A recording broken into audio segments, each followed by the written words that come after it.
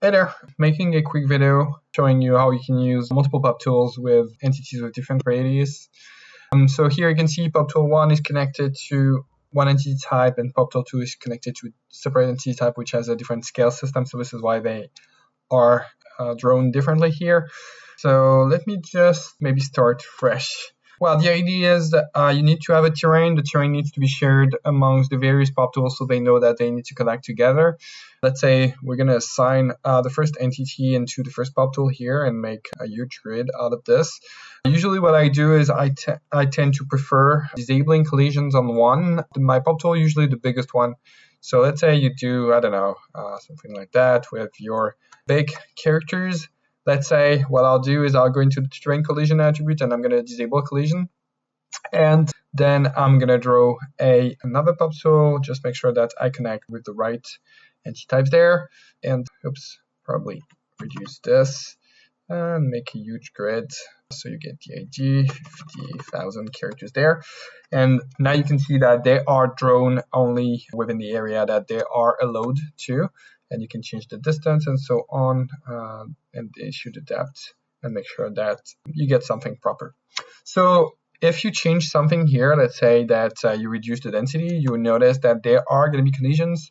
The reason for that is because pop tools only update themselves in terms of collisions when you move something into the UI.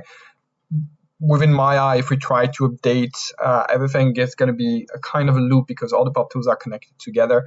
So the last pop tool that you touch will be the one will be updated. So what I tend to do is just slightly change the value somewhere and you'll see it updates itself in terms of collisions. So this one says that it has collision enabled and it collides within pop tool shape 1, and the other one does not collide at all. So it has kind of a priority in terms of what you want to do.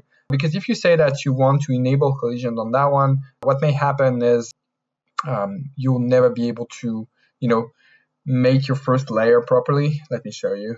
Let's say that I reduce the distance there.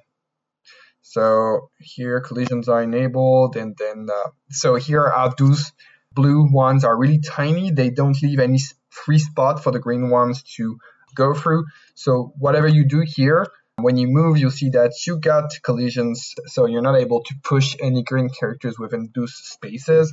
So this is why I tend to disable collisions on my biggest characters, like my more important characters. I tend to layer them the way I want to, and whenever I'm happy with that, I just create an update onto those blue characters, so now they're placed properly. And you have to do this. Let's say you have maybe a third type which has a highly different radius as well in terms of entity type, you probably have to create another pop tool. So I know this is not like the best solution, but at least it's working. This is what people are using at the moment. But it's definitely in the roadmap to improve that quad tree stuff. So how that helps, and see you in the next video.